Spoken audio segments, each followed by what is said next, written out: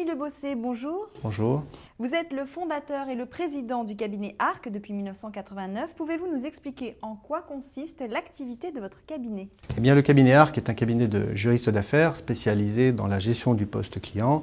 Nous travaillons essentiellement avec des entreprises pour le recouvrement de créances, la gestion de factures et la mise en œuvre d'enquêtes financières. Nous travaillons essentiellement effectivement avec des entreprises, des grandes entreprises, des entreprises du CAC 40. 25% des entreprises du CAC 40 sont nos clients, et avec des PME et des TPE. Kérine Tran, bonjour. Bonjour. Vous êtes juriste collaboratrice du cabinet ARC depuis 10 ans et vous êtes diplômée d'un 3e cycle en contentieux des affaires. Kérine, avez-vous le sentiment que la conjoncture économique a modifié la gestion des entreprises ? Oui, complètement, Élodie. En effet, la crise et les frémissements de reprise aujourd'hui ont tous deux été générateurs de besoins en trésorerie pour les entreprises. Et depuis 2008, nous avons constaté une réelle évolution de la gestion du poste client au sein des entreprises, notamment en raison de deux facteurs, le désengagement des assureurs crédits et la frilosité des banques. De ce fait, les entreprises ont été contraintes de trouver d'autres sources de cash. Et une de ces sources était le poste client. D'où l'homme du cash, le credit manager pour certaines entreprises, a été repositionné au cœur de l'entreprise, ayant pour mission d'optimiser l'entrée du cash dans la société. Alors justement, votre accompagnement en a-t-il été modifié ? Oui, il en a également été modifié. Cet accompagnement a eu lieu tout d'abord, bien entendu, concernant le recouvrement de créances, mais il s'est étendu également à d'autres facteurs, le facteur prévention du risque, donc prévention du risque client bien entendu, et puis le facteur organisation interne de l'entreprise, par le biais notamment des audits et des formations. Et nous sommes également beaucoup plus sollicités sur des enquêtes financières que nous sommes amenés à diligenter sur les entreprises qui ne sont pas assurées crédit. Nous retrouvons Denis Lebossé. Quels sont les enjeux de la gestion du poste client ? Les enjeux résident principalement dans l'arbitrage des intérêts financiers et commerciaux des entreprises. Prenons l'exemple d'une société qui réalise une marge nette de 5%. Quand elle connaît un impayé de 20 000 €, elle devra réaliser un chiffre d'affaires de 400 000 € pour compléter cet impayé. Vous imaginez quels sont les moyens qu'elle devra mettre en œuvre, les moyens commerciaux, les moyens financiers, les moyens techniques pour réaliser ces 400 000 € de chiffre d'affaires. Alors que la mise en œuvre d'un budget raisonnable pour optimiser son poste client lui aurait permis d'éviter un tel impayé. Kérine Tran, comment les entreprises peuvent-elles améliorer leur délai de paiement ? Eh bien, comment les entreprises peuvent améliorer leur délai de paiement ? Eh bien, je les invite à renforcer leur process de prévention avant l'échéance de la facture.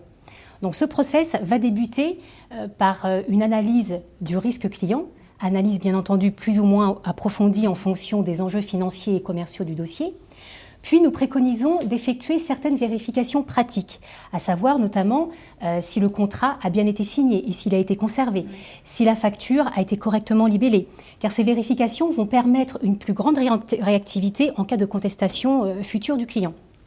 Puis, après ces vérifications, nous préconisons d'effectuer des relances téléphoniques avant la date d'échéance de la facture, toujours, environ 3 semaines avant la date d'échéance, pour ainsi détecter les litiges et en traiter le maximum afin d'optimiser l'entrée du cash à la date d'échéance de la facture. Alors à ce propos, pouvez-vous nous donner des chiffres ? Oui, eh bien, nos derniers résultats attestent que nous avons apporté 350 millions € de cash additionnel à nos clients et avons fait gagner jusqu'à 21 jours de DSO pour certains d'entre eux. En tant que spécialiste du recouvrement des créances commerciales, disposez-vous de techniques, stratégies particulières de recouvrement ? Oui, eh bien, comme développé dans notre article de l'ARF comptable de février 2011, notre stratégie est toute simple. Il s'agit de réagir au plus vite pour se faire payer en premier. Et il est inutile, bien souvent, d'attendre l'issue d'une procédure judiciaire, l'obtention d'un titre exécutoire à l'encontre de son débiteur pour sauvegarder ses droits. En effet, il existe une procédure totalement novatrice, mais qui est relativement méconnue, qui s'appelle la saisie conservatoire et qui permet de rendre indisponibles les actifs des débiteurs avant même d'avoir obtenu une décision de justice à leur encontre. Et c'est une technique totalement confidentielle, une procédure totalement confidentielle, et le débiteur est informé de cette saisie au plus tôt le jour de cette dernière. Kérine Tran, comment doit-on procéder pour mettre en œuvre une saisie conservatoire? Eh bien, il s'agit d'une procédure très simple. L'entreprise doit en premier lieu déposer une requête à fin de saisie conservatoire devant le tribunal compétent. Au soutien de sa demande, il doit rapporter la preuve d'une créance fondée en son principe et également l'existence de circonstances susceptibles d'en menacer le recouvrement. Alors bien entendu, l'établissement de ces éléments probatoires, le degré d'exigence des juridictions concernant ces éléments probatoires va varier en fonction des tribunaux, des juridictions. Puis, en sus de ces éléments, il faut que l'entreprise mentionne les différents actifs saisissables qu'il compte saisir à titre conservatoire. Donc, bien entendu, cela implique qu'une localisation de ces actifs ait été effectuée avant d'amorcer la procédure, cette fameuse procédure. Puis, après examen du dossier, le magistrat va rendre une ordonnance à fin de saisie conservatoire et l'entreprise devra adresser la requête ainsi que l'ordonnance à l'huissier de justice compétent pour que ce dernier procède à la saisie. Denis Lebossé, quelle est la différence entre l'offre de recouvrement du factor, de l'assureur crédit et votre service? Le factor est le partenaire financier de l'entreprise. L'assureur crédit, son rôle principal est d'assurer les clients, notamment les plus solvables. Le partenaire du recouvrement de créances, notamment le cabinet ARC, intervient en complémentarité à la fois du factor et de l'assureur crédit. Il est essentiel de noter que notre objectif est de réduire le DSO, réduire les délais de paiement, afin que nous puissions optimiser le retour du cash pour l'entreprise et ainsi éviter à l'entreprise de recourir à des financements extérieurs. Kérine Tran, vous êtes spécialisée dans le recouvrement en France, mais également à l'international. Pouvez-vous nous dire quelques mots sur les pratiques de nos pays voisins quant au respect des délais de paiement? Oui, donc là va s'afficher normalement une cartographie des délais moyens, de paiement en Europe. Donc vous pouvez constater que cette reproduction illustre parfaitement et explicitement le comportement des pays face aux délais de paiement. Tout d'abord, nous avons l'Allemagne et les pays du Nord en vert qui peuvent être qualifiés de bons payeurs parce qu'ils ont des délais de paiement inférieurs à 50 jours.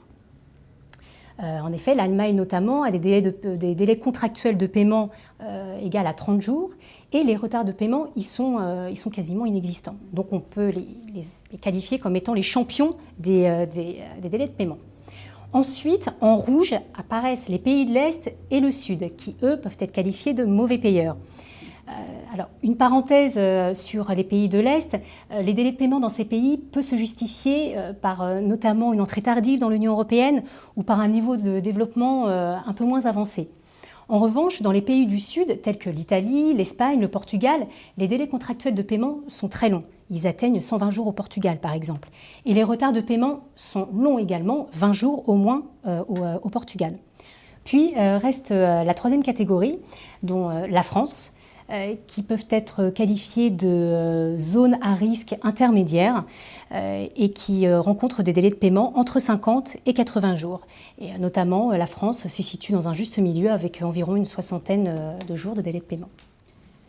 Beaucoup d'entreprises déplorent la non-exécution des décisions de justice qu'elles obtiennent à l'encontre de leurs débiteurs. Kérine, avez-vous un conseil à leur donner? Oui, eh bien, le conseil que nous pouvons leur donner est de procéder dans l'ordre.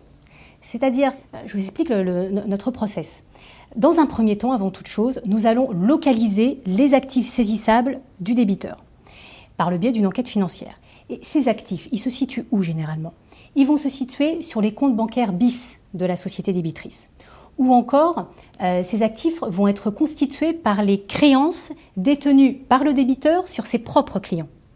Et après avoir localisé ces actifs, nous transmettons ces éléments accompagnés de la décision de justice à notre huissier et nous pouvons ainsi cibler ces actions, ce qui engendre deux effets positifs. Premièrement, une saisie opérante, parce que nous aurons localisé les actifs préalablement, et deuxièmement, nous aurons limité les coûts d'huissier au maximum, parce que nous aurons limité les frais d'acte d'exécution. Et nous optimisons ainsi l'exécution de nombreux de nos clients qui viennent nous voir avec des décisions de justice qui ne sont pas exécutées depuis 1 an, 2 ans, voire plusieurs années. Merci beaucoup Karine Tran. Merci Denis Lebossé et merci à tous nos rédacteurs. C'est la fin de ce magazine. N'oubliez pas que vous pouvez retrouver tous nos en direct de la rédaction sur nos sites du groupe Revue Fiduciaire et sur Contalia TV. Quant à moi, je vous retrouve le mois prochain. Au revoir.